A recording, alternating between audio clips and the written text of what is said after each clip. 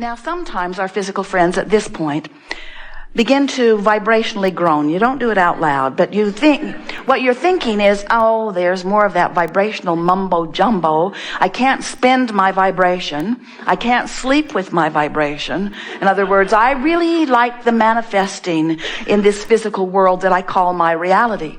But we want to lovingly remind you that everything that you know that is manifested in terms of this beautiful planet and it's spinning in its orbit in perfect proximity to other planets, everything about the biology of your bodies and of your food, everything about the water system of your planet, everything about gravity and those physics laws that you are experiencing with such grace here in this physical environment, all of that was a vibrational reality before it became a physical reality.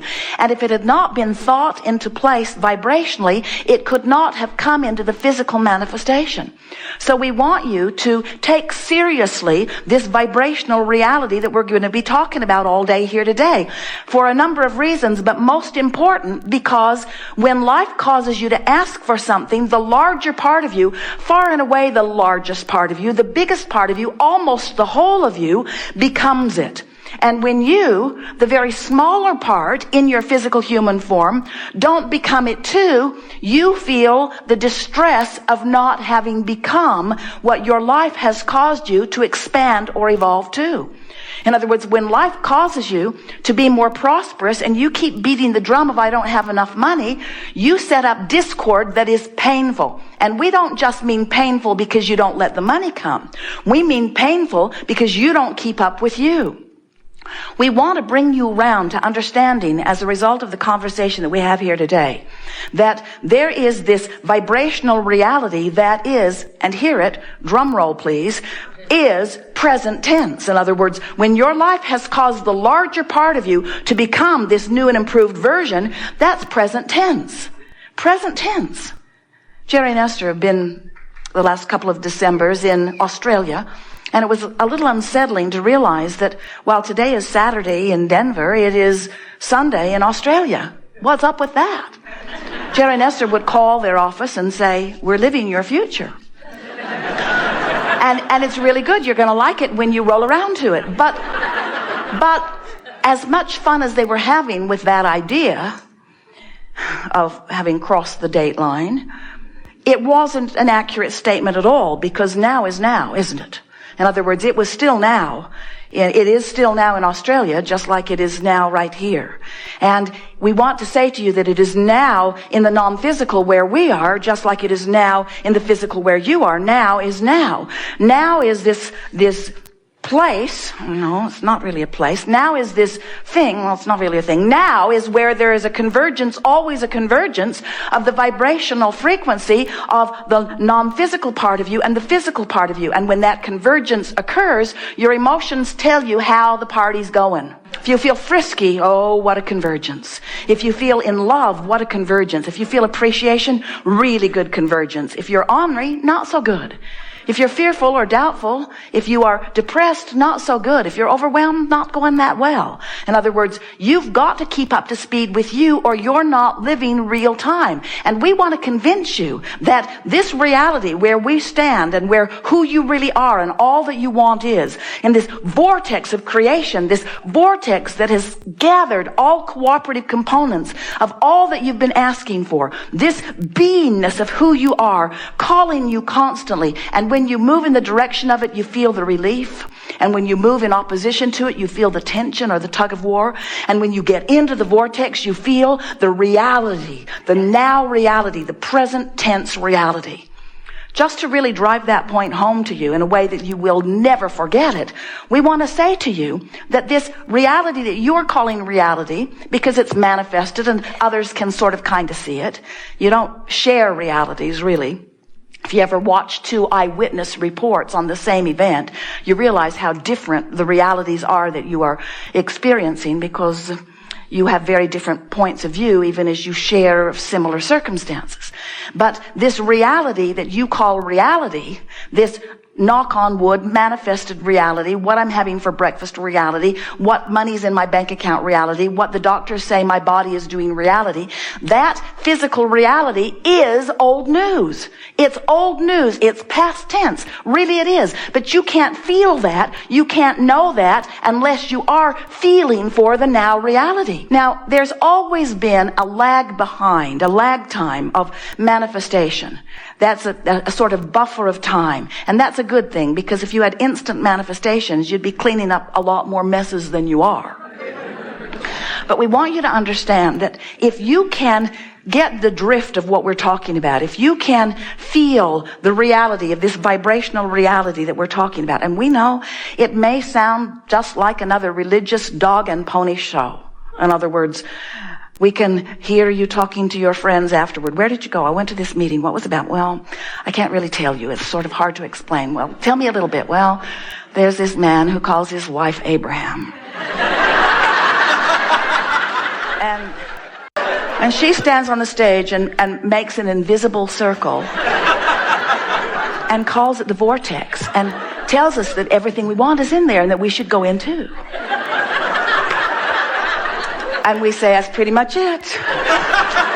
That's pretty much it. Because if you can accept the reality of this vortex, if you can accept the vibrational beingness of you, and we want you to test it with your own ability to test. We want you to pay attention to the way you feel. We want you to show yourself the reality of this vibrational reality. We want you to tune yourself to it deliberately and consciously, and then we want you to watch the vivid manifestation, the matching point by point of everything that you've been asking for once you align with that vibrational vortex. We want you to show yourself the reality that you are the creator of your reality and that your life has helped you carve out an amazing reality, most of which you are denying yourself of living because you've got this physical human disease called what-is-itis. You so want to explore what is. You so want to talk about what is. You want to compare your what is with others' what is. And we want you to understand that what is isn't what is, it's what was. It's what was. It was the bouncing off place for what is. But you got to feel for what is, and that's the part that annoys you, we know, because this physical reality is more compelling. You can see it, you can hear it, you can smell it, you can taste it, you can touch it, where this vibrational reality that we're crowing about all the time, you have to feel your way in. You have to feel your way in. It's where joy is. It's where love is. It's where confidence is. It's where clarity is. It's where stability is. It's where those good feelings are. It's where frisky is. But it is our promise to you, if you will feel your way in on a really regular basis until you're able to know whether you're in the vicinity or in this vortex, in alignment where you are offering one signal. In other words, the source energy, you, is offering a vibration and you are offering a vibration. And when those vibrations converge and you are offering one signal, you are powerful. You are influential. You are the creator, the deliberate creator of your physical experience. And that's what you intended when you came forth. Not one of you said, I'll go forth, explore the contrast, and once I really know what I want, I'll deliberately hold myself vibrationally apart from it. Not one of you said that. And I will complain and write books about it. I will complain and write books about it. Maybe I can get my own cable news show. I don't know. I will scrutinize the planet. I will look for other negative things. And I will gather around me all people who have decided to make a lifestyle of being outside the vortex. And together, we will just complain and complain and complain and complain. And we say, it's not a problem with that, because as there are masses of people outside the vortex, you might even be one of them occasionally.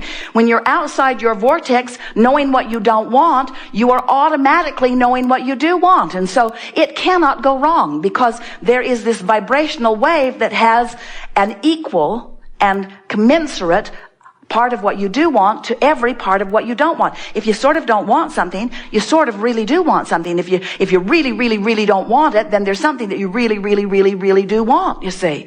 So you can't help but contribute to this vortex. You've been doing it. You have been contributing to this mass consciousness vortex of creation that future generations will be born from.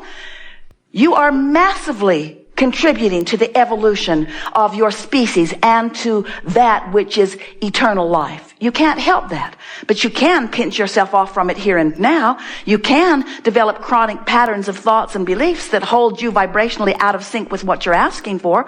And here's the part that is so important for you to understand. The longer you live life and the more you ask and the more you expand, the more you ask and the more source answers and the more you therefore have expanded, the worse you feel when you don't go. In other words, you just can't expand the larger part of you, the vibrational part of you, and hold back in terms of your physical beliefs without feeling worse and worse and worse and worse and worse. And that's what you're seeing on your planet today.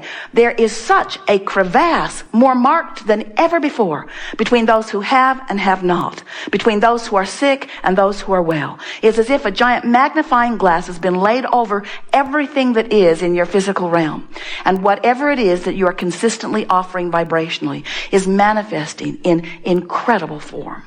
So, we know that you want to be the deliberate creator of your experience because creating by default is not satisfying.